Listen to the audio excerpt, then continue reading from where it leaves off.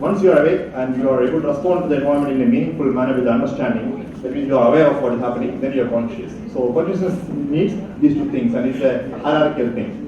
Unless you are awake, you cannot be aware of what's happening. And once you are both, then you are conscious. Okay, that's what consciousness. Now let's look at what is the altered consciousness. So the same textbook, when I looked at it, that Plum and Posner textbook, there are almost 15 terms which refer to what is abnormal consciousness. Stupor, delirium, obsession, abulia, akinetic mutism, so many things. Yeah, if you ask me, I don't know the definition and exact description of these kind of these terms. And the problem with this terminology is that when you say one of this terminology, it means different things to different people. So nowadays we don't use these terms. These terms, luckily we don't have to know any of these terms because they are not being used nowadays. And nowadays what is preferred is use some objective scores. In our ER and in all other places around the world, nowadays they use objective scores. Usually the most commonly used one is modifications of the Glasgow Coma scale, the pediatric modifications. There are many pediatric modifications. You can use any one of them.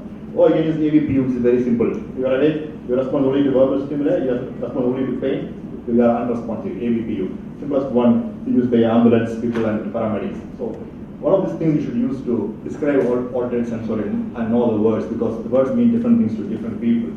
Okay, so what is altered mental status? So if you compare altered mental status and sleep, they are very similar. In fact, most of the understanding of altered mental status came from sleep. So the sleep is basically a state where you are neither awake and nor aware. So it's basically you are in coma, correct? But the only difference is that it's a physiologically controlled process and can be reversed at will.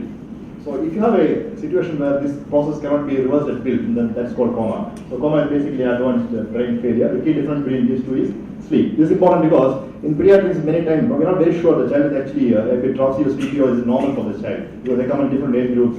So sometimes there's a confusion, and usually the mother is the best judge to say that the child is really normal or not.